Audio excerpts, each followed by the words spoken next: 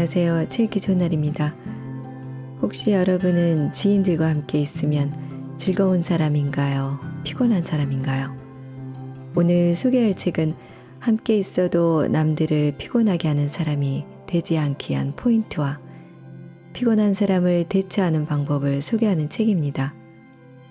함께 있으면 즐거운 사람, 함께 있으면 피곤한 사람. 지은이는 아리카와 마유미, 옮긴이는 김정환, 출판사는 센시어입니다. 직장, 동호회, 친구, 가족 등 여러 사람이 함께 있는 곳에서 일어나는 거의 모든 문제가 인간관계에서 비롯되는데요. 여러 사람이 모이는 모임에서 꽂아놓은 보릿자루가 되어버리는 이들도 있고, 심지어는 가족과 함께 있는 시간도 힘들어서 집에 있는 동안 늘 좌불안석인 이들도 있습니다. 그러다 보면 자신도 모르는 사이에 주위를 피곤하게 만드는 사람이 되어 버리고 마는데요. 이유는 딱 한 가지, 인간관계에 요령이 없기 때문입니다. 몇 가지 대화의 규칙만 알면 얼마든지 타인과 친숙해질 수 있고 대화가 즐거워질 수 있으며 행동에서도 가벼운 원칙만 지키면 됩니다. 저자는 사람이 제일 어렵고 힘든 당신에게 드리는 97가지의 처방전을 제시하고 있는데요. 과연 어떤 맞춤형 솔루션을 제공하는지 잠시 책 속으로 들어가 살펴보도록 하겠습니다. 오늘도 책 읽기 좋은 날과 함께 즐거운 시간 되세요. 구독, 알림 설정, 좋아요는 사랑입니다. 잊지 마세요.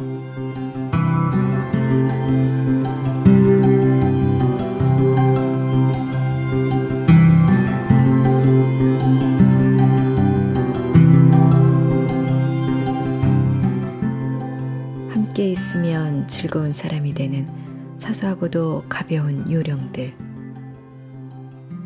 함께 있으면 마음이 편안해지고 기분이 맑아지며 계속 이렇게 대화를 나누고 싶다는 생각이 드는 사람이 있다.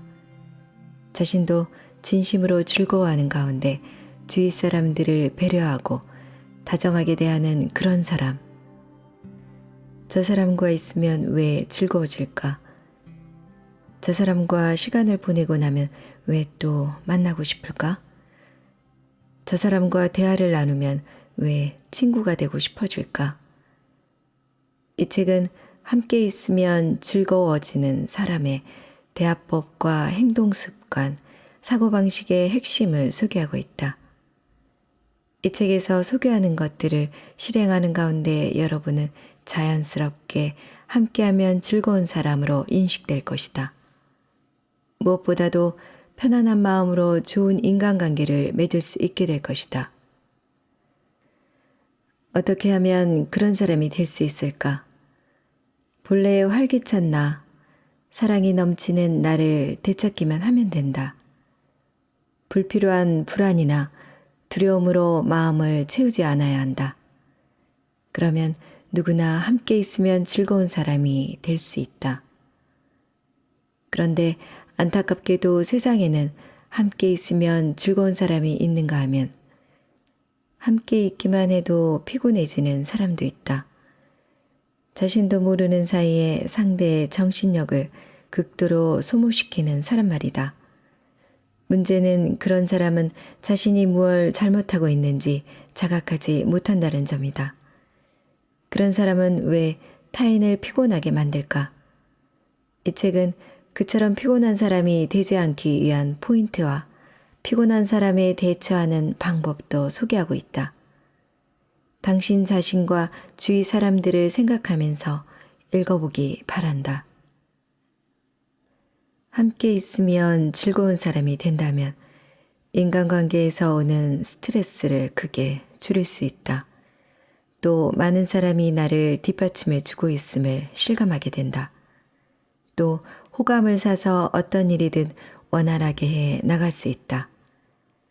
무엇보다도 삶의 기쁨과 즐거움을 다른 사람들과 공유할 수 있게 된다. 나의 행복을 주위 사람들이 함께 기뻐해주고 나 역시 타인의 행복을 기뻐하는 관계가 만들어진다면 인생은 몇 배로 풍요로워진다. 인간관계를 맺을 대상을 능동적으로 선택할 수 있는 오늘날, 함께 있으면 즐거운 사람과 함께 있으면 피곤한 사람은 하루하루를 살아가는 동안 느끼는 풍요로움의 차이가 점점 커질 것이다. 누구나 함께 있으면 즐거운 사람으로 살면서 즐겁고 행복한 인생을 만끽하고 싶을 것이다. 분위기를 밝게 만들고 상대에게 호감을 주는 사람의 가장 큰 특징은 대화가 즐겁다는 점이다. 어떤 상황에서도 웃는 얼굴로 흥겹게 이야기를 나눌 수 있는 사람이 곁에 있다는 사실만으로도 흥겨워지고 마음이 든든해지지 않는가. 이처럼 대화가 즐거운 사람이 되는 비결을 전수하는 것으로 이 책을 시작하고자 한다. 잘 들어주기보다는 이야기를 끌어내는 것이 중요하다. 이 사람과 대화를 하다 보면 자꾸만 말이 하고 싶어져. 나보다 어린 사람과 대화하면서 나도 모르게 훈계조가 되어버리거나 쓸데없이 오지랖을 부리지는 않는가. 이렇게 하는 편이 나아. 일이라는 게 다 그런 거야. 그러다 문득 상대의 얼굴을 들여다보면 어떤 표정을 짓고 있던가. 애써 이야기를 듣는 척하지만 정신은 다른 곳에 가 있다. 따분한 것이 당연하다. 나만 일방적으로 말하고 있다는 생각을 깨달았을 때 하기 쉬운 행동 가운데 하나가 남자친구는 있어? 회사 일은 즐거워? 같은 질문 공세를 하는 것이다. 그러면 상대는 대체로 아, 네 라고 얼버무리고 만다. 더 이상 말하기 싫다는 뜻이다. 흔히들 대화가 즐겁기 위해서는 화제가 흥미로워야 하고 대화가 끊겨서 침묵의 공백이 생겨서는 안 된다고 생각한다. 하지만 정말 그럴까? 사람은 누구나 자신의 이야기를 할 때 대화가 즐거워지고 기분이 좋아진다.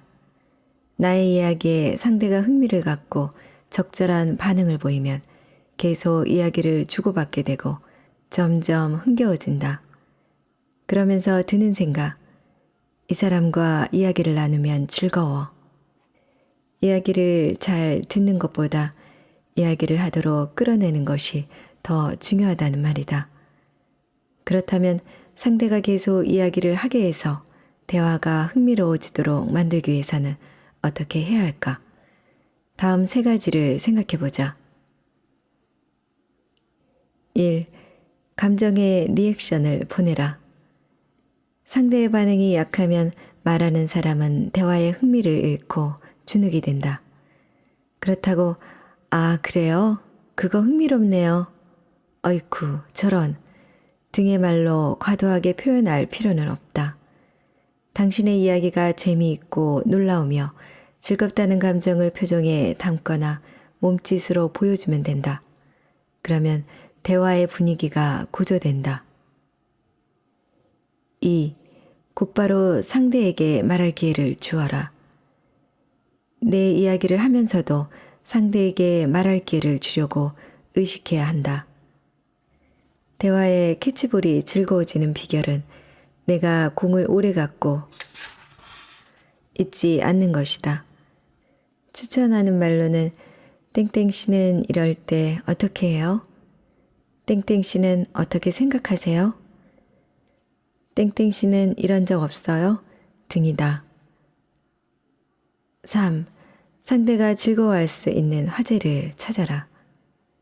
누구나 자신이 좋아하고 잘하는 것이나 성공했던 일, 관심을 가지고 있는 문제에 대해서 이야기하고 싶어 한다. 하지만 문제가 있다. 이런 주제에 관해서는 술술 이야기를 풀어낼 수 있지만 당사자가 먼저 이야기를 꺼내기가 부담스럽다는 것이다. 그러니 내 쪽에서 먼저 슬쩍 꺼내자. 그런데 그 사람이 무엇을 좋아하고 잘하는지 어떻게 알지? 이에 관해서는 다음 글에서 자세히 소개하겠다. 상대가 즐거워할 화제를 찾자. 이 사람과 대화하면 나를 드러낼 수 있어서 좋아. 상대방의 이야기를 끌어내는 천부적인 재능을 가진 인물 가운데 한 사람이 유명 사회자인 타모리, 일본의 방송 MC이자 영화배우, 우리나라에서는 옴니버스 영화 기묘한 이야기 시리즈의 진행자로 알려져 있다. 어떤 방송에서든 편안하게 질문을 하면서 상대의 말문을 열 주제를 찾아낸다. 처음 만나는 사람이라면 키가 참 크네요. 무슨 운동 같은 거 하셨어요? 등 외모의 특징에서 시작하고 몇 번 만난 사람이라면 지난 휴일에는 뭐 하셨죠? 오, 온천에 다녀오셨다고요? 어느 온천을 즐기죠? 와 같이 가벼운 잡담을 하면서 상대의 말이 끊어지지 않도록 배려한다. 상대방이 편하게 이야기를 하도록 유도하는 포인트 가운데 하나가 즐겁게 이야기할 수 있는 화제를 찾아내는 것이다. 그 방법은 다음 두 가지다. 1. 질문을 던지면서 상대가 자신도 모르게 말문을 열게 되는 주제를 찾아낸다. 이때 질문에는 명확한 목적이 있다. 상대에게 어떤 서랍이 있는지 찾아내는 것이다. 상대가 좋아하는 것이나 잘하는 것을 어느 정도 알고 있을 경우에는 그쪽으로 범위를 좁히면 된다. 그러면 상대가 보다 적극적으로 대화에 임할 뿐 아니라 이야깃거리가 점점 풍부해진다. 땡땡 씨는 해외여행 경험이 많다고 들었는데 어느 나라가 가장 인상적이었나요? 상대의 겉모습이나 사전에 입수한 정보 등을 바탕으로 일, 가족, 경험, 최근에 열중하고 있는 것 등 상대가 즐겁게 이야기할 것 같은 화제를 꺼내는 것이다. 2. 그런 다음에는 또 다른 질문으로 대화를 이어간다. 상대의 서랍에 들어있는 것이 무엇인지 알았다면 다음에는 그것과 연관된 질문으로 대화를 이어간다. 예를 들어 창작 활동을 하는 사람과 대화한다면 어떨 때 아이디어가 떠오르나요? 어떤 계기로 그와 같은 창작 활동을 시작하게 되셨죠? 어렸을 때 그 경험이 터닝 포인트가 되었군요. 그런데 탱탱 씨는 어렸을 때 어떤 아이였죠? 같은 질문을 하는 것이 좋다. 주의할 점은 상대가 답하기 막연한 질문은 피하고 육하원칙에 따라 대답할 수 있는 질문을 해야 한다는 것이다. 그러면 상대도 대답하기 편하고 대화가 이어질 가능성도 높아진다. 어떤 계기로 그 일을 좋아하게 되었죠? 라는 질문은 상대의 본질에 다가가는 마법의 질문이다. 이런 질문을 받으면 상대는 이 사람과 이야기를 나누면 나를 드러낼 수 있어서 기분이 좋다는 느낌을 갖게 된다. 자신에 관해서 이야기할 때는 상대의 이야기에 연결시킨다. 당신에게는 어떤 이야기가 있나요?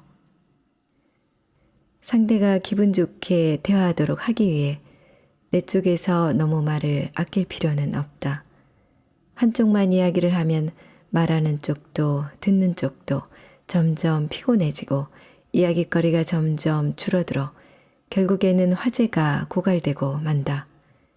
서로가 대화에 참여해 양쪽 다 즐거울 때라야 즐거운 대화, 흥겨운 대화가 이어질 수 있다.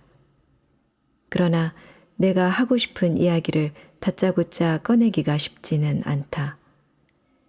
제가 뭐를 좀 잘합니다만 이라고 이야기를 꺼냈는데 상대가 그 주제에 흥미를 갖지 않을 수도 있다.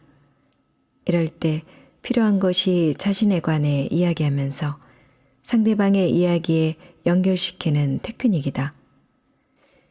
이와 같은 테크닉이 매우 뛰어난 사람이 앞에서 언급한 타모리다. 상대가 온천을 좋아한다는 사실을 알았다면 내가 아주 좋은 온천을 알고 있는데 말이야. 온천에 들어갔다 나와서 즐기는 커피 우유는 정말 꿀맛이라니까. 온천 이야기가 나와서 생각이 났는데 예전에 이런 일이 있었지? 와 같이 온천이라는 키워드에 자신이 가진 정보를 연결시켜 대화를 이어간다. 그러면 상대는 대개 오, 그렇군요 하고 흥미진진하다는 반응을 보인다. 상대가 이야깃거리를 생각하고 있을 때는 조용히 기다리고 상대가 이야기할 거리가 별로 없어 보이면 내가 적극적으로 말을 꺼낸다. 타모리는 이러한 배려를 통해 절묘하게 대화의 줄다리기를 하는 것이다. 물론 상대는 의식하지 못한다. 대화의 캐치볼을 할 때는 혼자서 공을 독점하지 않아야 한다. 상대의 페이스에 맞추어 공을 던져주기도 하고 때로는 계속 들고 있기도 해야 한다. 그리고 내 이야기를 하는 가운데 나는 이렇게 생각하는데 너는 어떻게 생각해? 너는 그런 적 없어? 등의 질문을 해서 상대가 대화에 참여하도록 유도하는 일을 잊지 말아야 한다. 얼마 전에 친구의 아들 20대 학생과 함께 커피를 마실 기회가 있었다. 나는 대화를 하기 위해 좋아하는 TV 프로그램이나 대학생활, 취미 등 그 아이의 서랍을 이리저리 뒤져보았다. 하지만 이렇다 할 이야깃거리를 찾을 수 없었다. 그래서 서먹서먹한 분위기 속에서 커피를 홀짝거리던 중 문득 그 아이가 이런 말을 했다. 사실은 저 장사에 흥미가 있어요. 돈을 엄청나게 많이 벌고 싶어요. 흥미를 느낀 나는 어떤 장사에 흥미가 있는데? 라고 물어본 뒤 내 주변 사람의 사례를 들려주었다. 그러자 그 아이도 관심을 보였고 시간 가는 줄도 모른 채 한밤중에 스타벅스에서 3시간이나 이야기꽃을 피웠다. 누구나 서랍의 어딘가에 남에게 들려주고 싶은 자기만의 이야기를 숨기고 있다. 즐거운 대화의 기본은 상대방에게 호의를 품는 것. 호감을 갖고 있다고 어떻게 전할까? 화술이 뛰어나면 대화를 유쾌하게 이끌 수 있다. 하지만 가장 중요하고도 기본적인 요소는 대화를 나누는 상대를 좋아하느냐 아니냐다. 만약 이 사람 마음에 들어 느낌이 좋은 사람이야 라는 마음이 상대에게 전해진다면 자연스럽게 대화는 흥이 나고 관계도 매끄러워진다. 반대로 상대를 부담스러워한다면 절대로 대화에 흥이 날 수 없다. 물론 관계도 원활해지지 않을 것이다. 하지만 호의를 품고 있는데도 그러한 마음을 상대에게 제대로 표현하지 못한다면 큰 손해가 아닐 수 없다. 그런 상대와 이야기할 기회가 생겼을 때 짤막하게 대답만 한다면 상대는 이런 생각을 가질지도 모른다. 나하고 이야기하고 싶지 않은 건가? 마음을 표현하는 일은 어렵지 않다. 당신과 이야기를 나누고 싶고 앞으로 잘 지내고 싶다는 마음을 나타내기 위해서 다음 3가지를 의식하자. 1. 상대의 이름을 반복해서 부른다. 대부분의 사람은 상대가 이름을 불러주는 것만으로도 이 사람이 나를 소중하게 여기는구나 라고 생각한다. 처음 만난 사람이라도 그가 이름을 가르쳐 주었다면 땡땡 씨는 어떤가요? 땡땡 씨는 목소리가 참 좋네요. 와 같이 질문이나 대화를 하면서 이름을 계속 불러주자. 이름을 외우는 데에도 도움이 된다. 이름은 그 사람에게 가장 소중한 말이다. 이름을 불러주는 상대에게 호감이나 친근감을 느끼는 것은 당연한 일이다. 2. 웃는 얼굴로 이야기한다. 상대의 웃음을 보고 싶다면 내가 먼저 웃는 얼굴을 보여주어야 한다.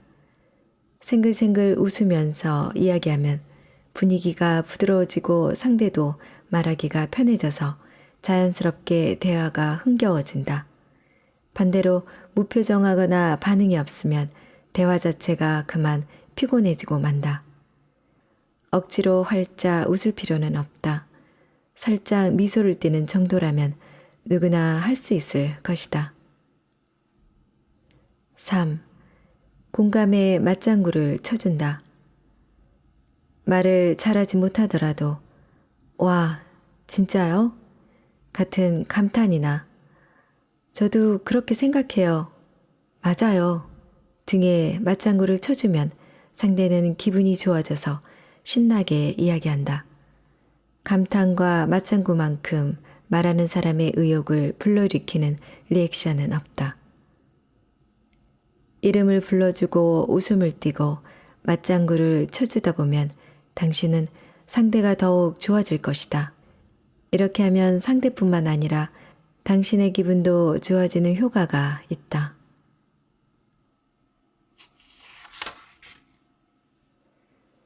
대화의 계기가 반드시 특별할 필요는 없다. 별로 친하지도 않은데 어떻게 말을 걸지? 대화가 즐거워지도록 만드는 사람은 이야기를 꺼내는 솜씨가 뛰어나다.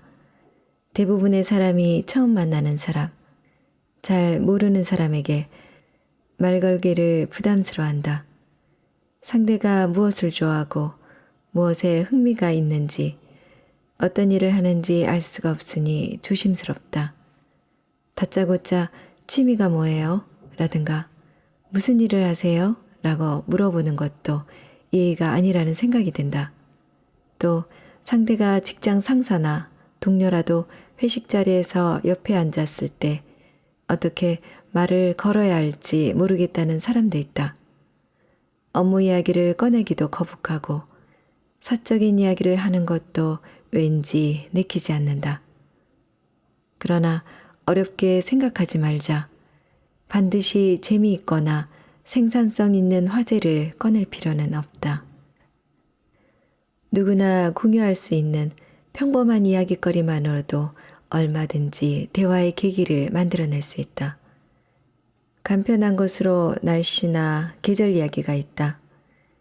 오늘은 꽤 쌀쌀하네요. 저는 남쪽 지방 출신이라 추위에 약해서 라고 말하면 상대방에서 아, 그래요? 저도 추위에 약한 편이에요. 그래서 항상 여벌의 옷을 갖고 다녀요. 라고 응하거나 아, 남쪽 출신이군요. 정확히 고향이 어디신가요? 라고 물어보기 마련이다. 또 오면서 벚꽃이 피어있는 걸 봤어요.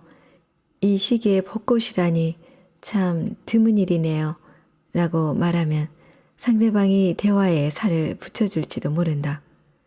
왠지 모르게 서먹서먹하고 불편한 자리에서 대화에 물꼬를 트고 싶어 하는 것은 상대방도 마찬가지다. 때문에 내 쪽에서 먼저 말을 걸어준다면 고마운 마음에 상대방도 호의를 보이기 마련이다. 잡담을 하듯 편하게 이야깃거리를 꺼내면 상대도 편안한 마음으로 응답해 올 것이다. 당장 시야에 들어온 것이나 머릿속에 떠오른 생각을 말하는 것도 좋다. 이 회의장 참 멋져요. 식사도 맛있고요. 나중에 점심을 먹으러 와도 좋을 것 같아요. 파란색 원피스가 잘 어울리시네요. 저도 파란색을 좋아해요. 뿐만 아니라 아침 뉴스에서 들은 것, 지하철에서 발견한 것, 그 자리의 분위기 등등 내가 보고 듣고 느낀 것을 솔직하게 말하면 내가 어떤 사람인지 알릴 수 있다. 대화는 마음을 열겠다는 작은 용기에서 시작된다. 당신과 이야기하고 싶다는 마음이 전달되기만 한다면 그것으로 충분하다.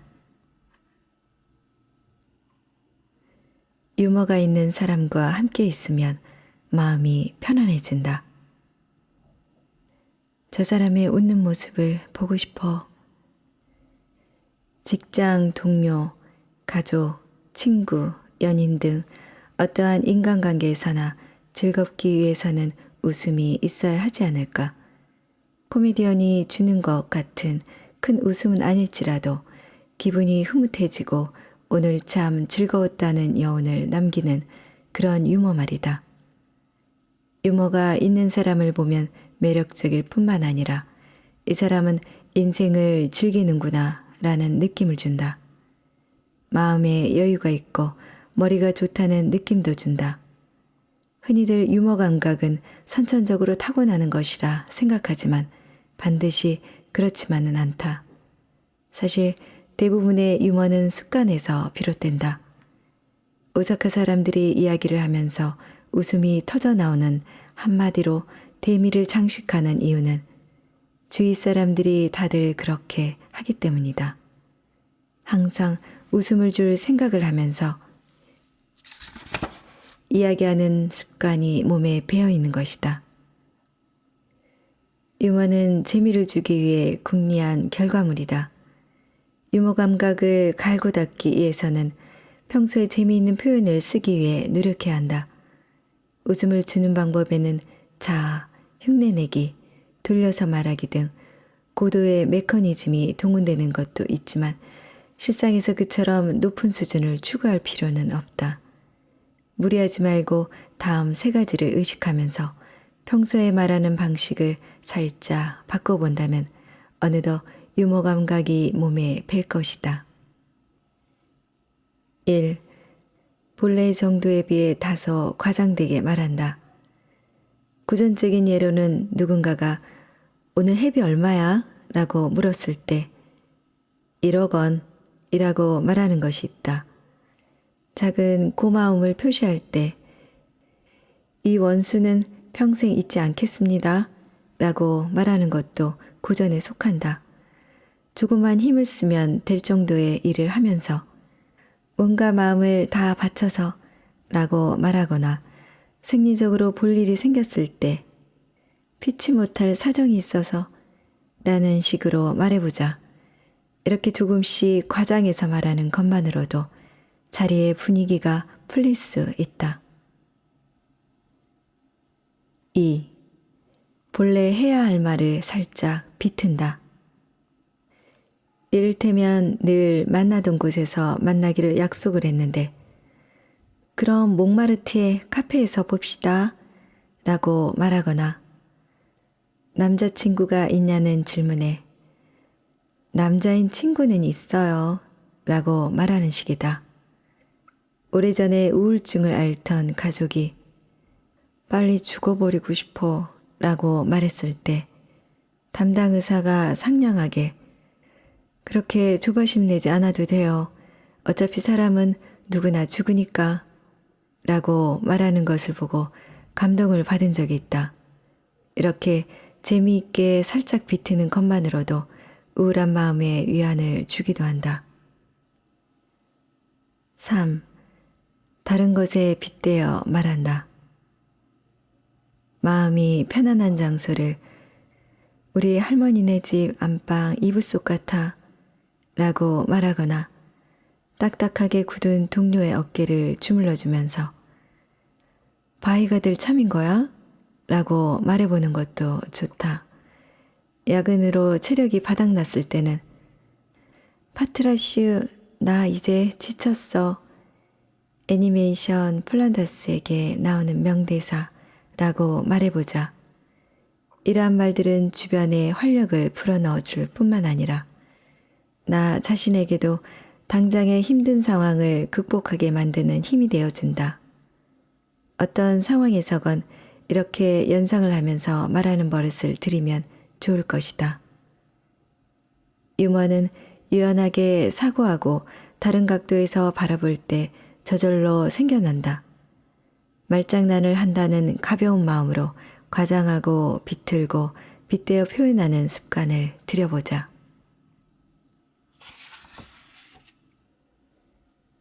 유머의 레시피는 다른 관점과 서비스 정신. 내가 즐거우면 주변 사람들도 즐거워지는 법.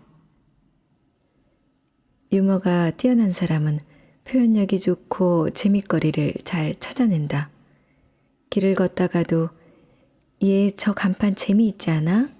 라며 다른 사람은 미처 깨닫지 못했던 사실을 일깨우거나 패션 잡지를 보면서 이 샌들 말인데 섹시한 팬티처럼 보이지 않아?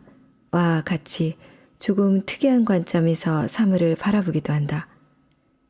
또 직장에서는 오후 2시부터는 졸리다가도 오후 5시가 넘으면 갑자기 기운이 난다. 상사가 출장 갔다가 선물을 사온 날은 그날 한정으로 상냥해진다. 와 같은 법칙을 발견하기도 한다.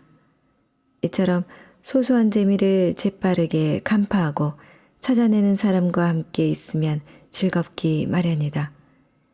이러한 재능은 천상적인 것이 아니다. 재미있는 것을 찾아서 나의 삶을 권태로움에서 건져내려는 마음에서 비롯된 것이다. 그렇다고 해서 이런 사람들이 어디 재미있는 것이 떨어져 있지 않나 하고 눈에 불을 켜고 다니는 것은 아니다. 그런 식으로 노력한다고 해서 남들은 발견하지 못한 재미를 찾을 수 있는 것도 아니다. 일상 속의 평범한 소재를 다른 사람이 바라보지 않는 관점에서 바라보고 거기에서 우스꽝스러움이나 익살스러움을 발견하며 그것을 공유하는 습관이 그를 재미있는 사람으로 만든 것이다.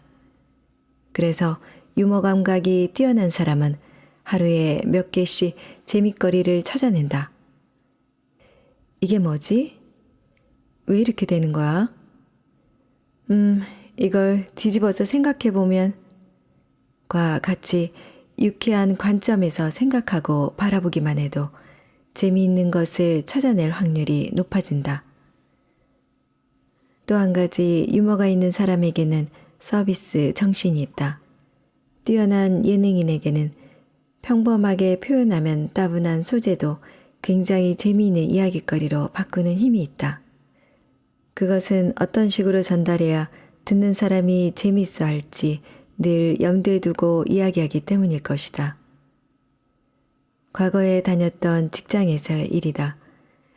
갓 입사한 젊고 당돌한 여사원이 회식 자리에서 살짝 치기가 올라서는 자기보다 10살이나 많은 상사에게 공개적으로 프로포즈를 했다. 한순간 당황했던 그 상사는 당신은 얼굴도 예쁘고 아직 한창 나이인데 왜 나 같은 늑다리를 좋아하는 거냐는 식으로 타이르고는 끝에 이렇게 덧붙였다. 그러면 내가 너무 손해잖아요. 그렇게 해서 프로포즈를 한 사람도 받은 사람도 함께 있던 사람들까지도 난처한 상황을 모면했다.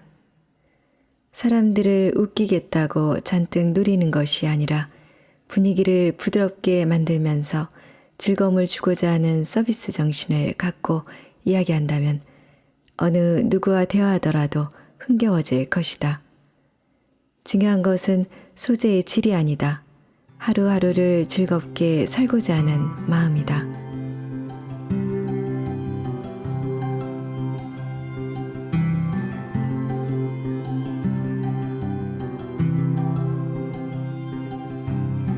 오늘은 함께 있으면 즐거운 사람, 함께 있으면 피곤한 사람을 보내드렸습니다. 새 읽기 좋은 날이었습니다. 감사합니다.